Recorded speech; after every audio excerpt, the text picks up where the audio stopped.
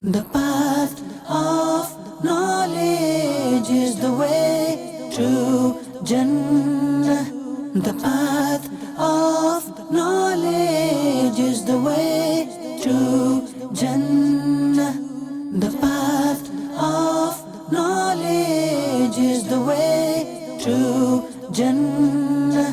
The path of knowledge is the way to Jannah.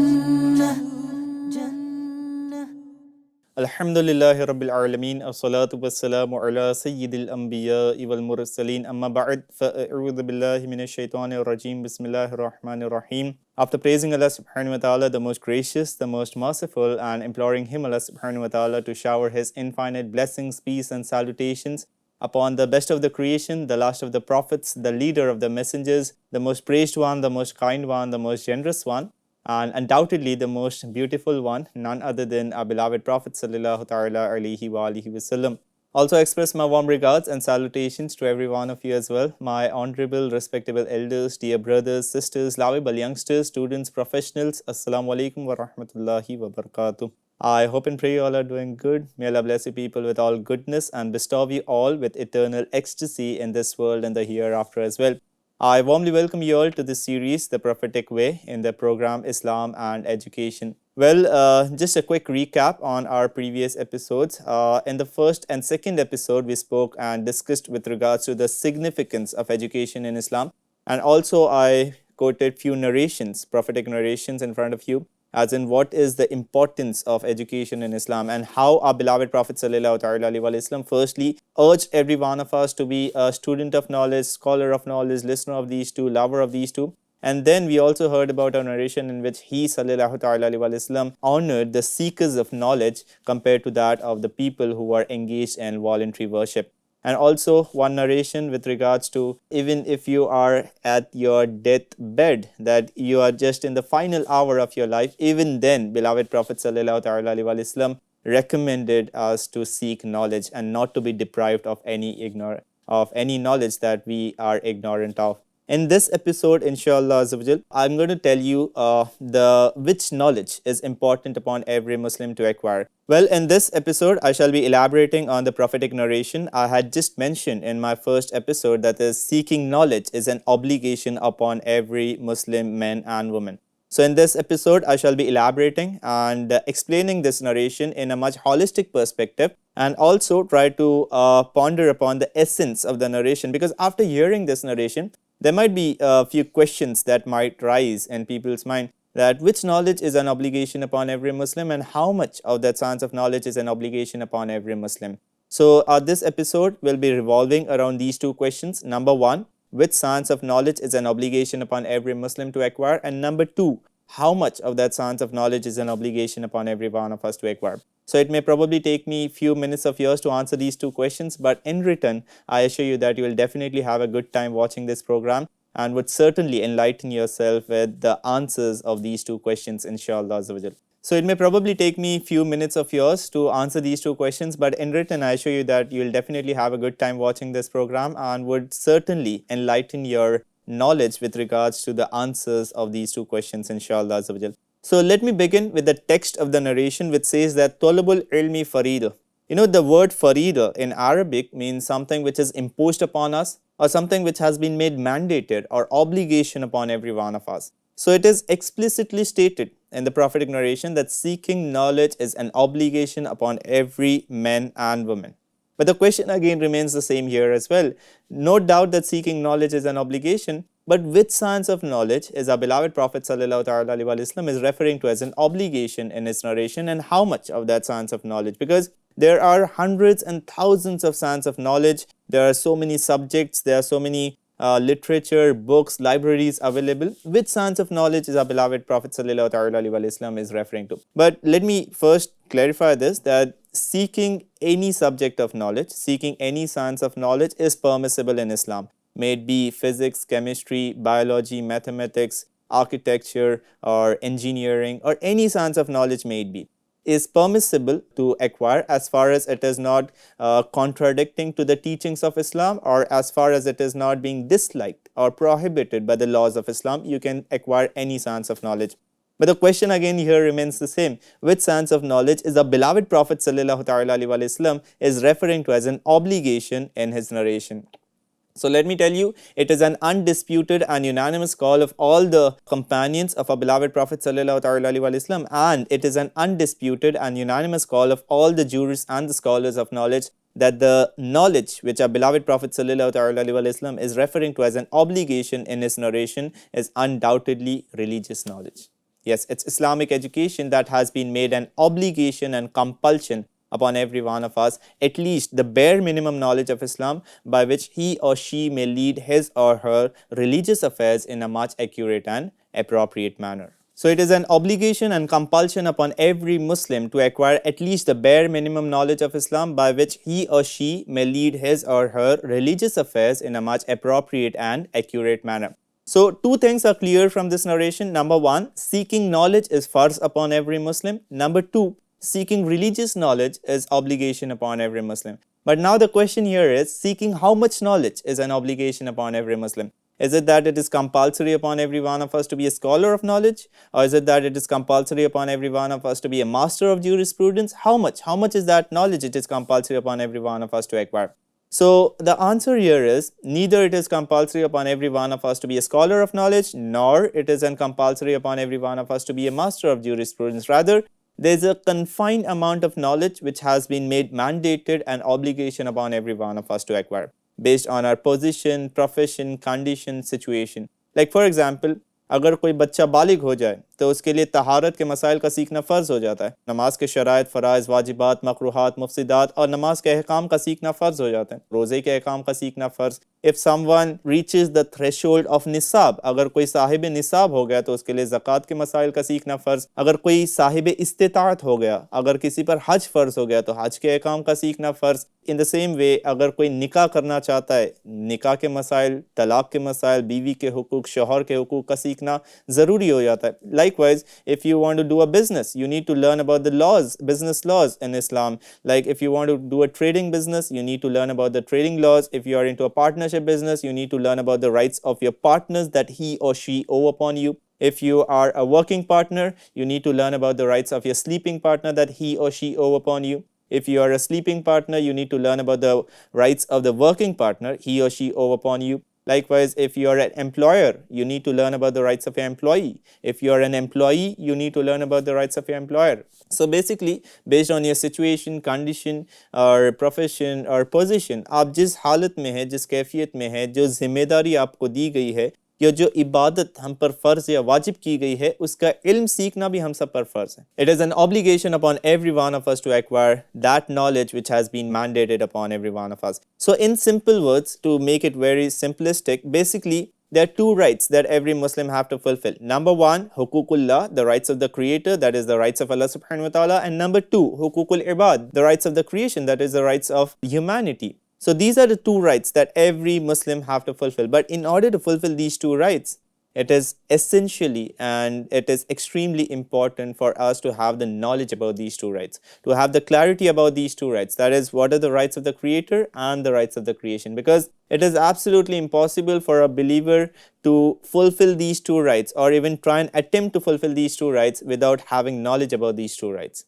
So in this episode, inshallah, we shall learn what are the rights of the Creator and what are the rights of the creation, and then what knowledge is required to fulfill these two rights, inshallah. But before that, let me tell you something which is really very personal, and I want you to ponder and contemplate upon this and think and reflect upon it. Just imagine the importance of education in Islam. That without education, you cannot fulfill the rights of the Creator, neither can you fulfill the rights of the creation. And trust me, the entire Islam is revolving and is personified in these two rights, that is the rights of the Creator and the rights of the creation. And without education, you cannot fulfill either of the rights. This is the beauty of Islam, that if you deprive yourself from seeking knowledge, you deprive yourself from practicing Islam as well. Because it is absolutely impossible for a believer to practice Islam unless he has an appropriate knowledge about Islam. It's absolutely impossible. So I just wish and a humble appeal to every person listening to me, may those days come that we start giving importance to Islamic education in the same way that we give it to the worldly education. Look, I don't have any intention to diminish the value and worth of worldly education. No, even if you're a doctor, engineer, CA, BA, MA, bureaucrat, diplomat, professor, scientist, any profession you have, it's really very appreciating. I admire you people, and it's really very adorable to have these qualifications. But remember, merely with these qualifications, you cannot please Allah subhanahu wa ta'ala. Because in order to please Allah subhanahu wa ta'ala, we need to practice Islam. And in order to practice Islam, we need to know about Islam. The cycle goes in a circle. Like, if you do not have knowledge about Islam, you cannot practice Islam. If you cannot practice Islam, you cannot please Allah subhanahu wa ta'ala. So I don't have any intention to diminish or belittle the value and worth of worldly education, but just want to say worldly education is that education which is only going to benefit you in this fleeting world. And Islamic education is that education which is not only going to benefit you in this fleeting world, but also enable you to succeed in the eternal life hereafter as well. So I again repeat the same thing. May those days come that we start giving importance to worldly education in the same way. So I repeat the same thing again. May those days come that we start giving importance to Islamic education in the same way as we give it to the worldly education. May Allah subhanahu wa ta'ala make us capable in bringing back those days, inshallah. So coming back on the discussion, in this program, I'm going to give you a gist and a brief overview on what are the rights of the Creator and the rights of the creation, and which knowledge is required to fulfill these two rights.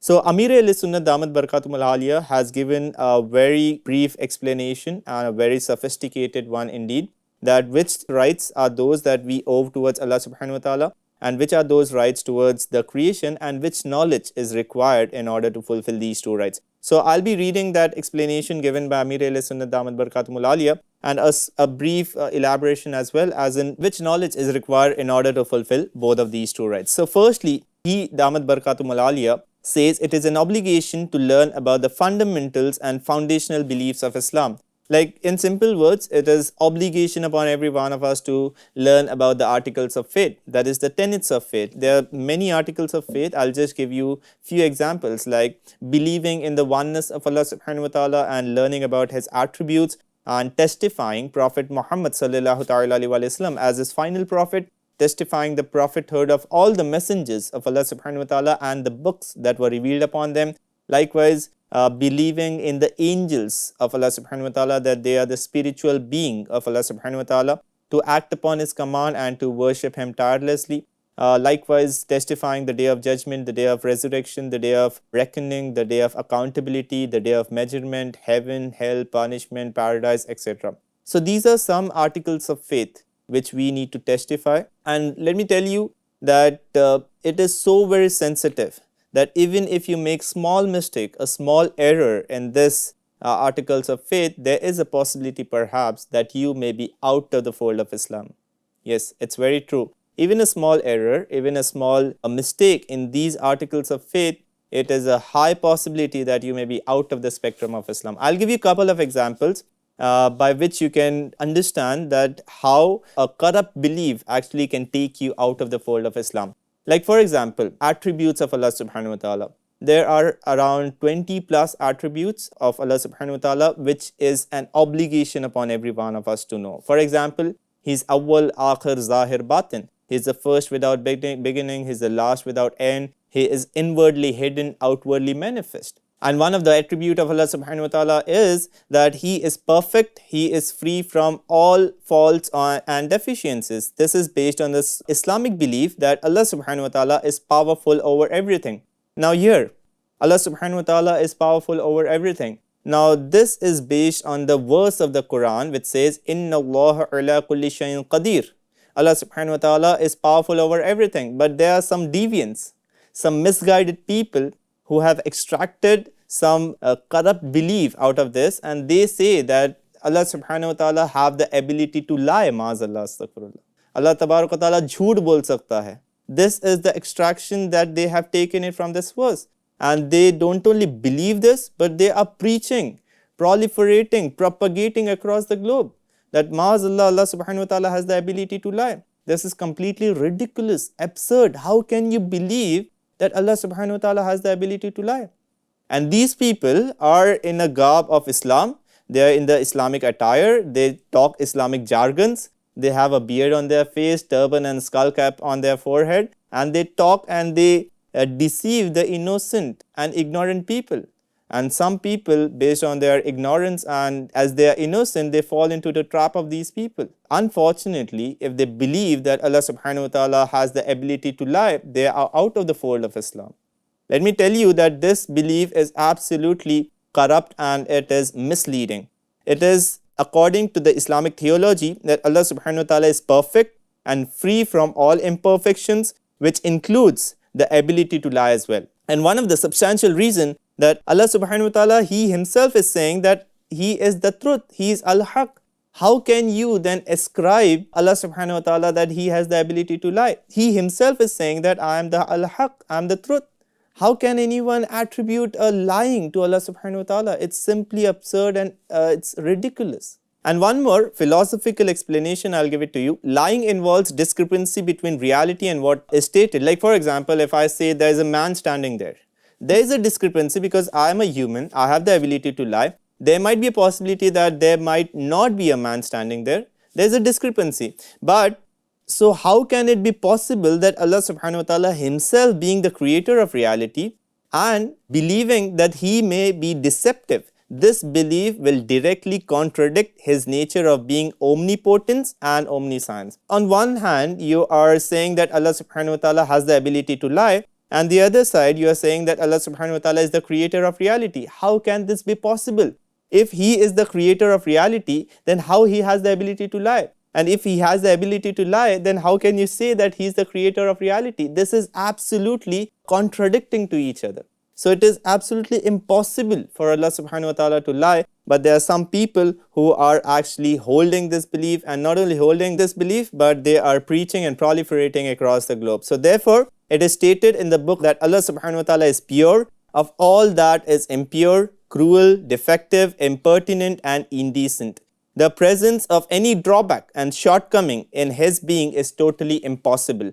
Telling a lie, deceiving, misappropriation, savagery, ignorance, gracelessness and many other detestable things like these are absolutely impossible as far as Allah Most High is concerned. So it is absolutely impossible for Allah Most High to lie or to have the ability to lie. So this belief is completely blasphemy, and that person holding this belief will be out of the fold of Islam. Similarly, there is one more belief in which people say that Allah subhanahu wa ta'ala is physically with His gesture sitting on His throne.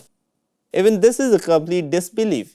And some ignorant people say that ऊपर वाला अच्छा कर देगा, ऊपर वाला देख रहा है, ऊपर वाला सुन रहा है, ऊपर वाला कर देगा, ऊपर वाला दुआ कबूल करेगा. They attribute Allah subhanahu wa ta'ala into a direction. Even this is completely absurd. How can you attribute Allah subhanahu wa ta'ala at top, or how can you ascribe Him with a direction? It is absolutely impossible. For example, I'll give you a logical example. For example, every single creation has a beginning.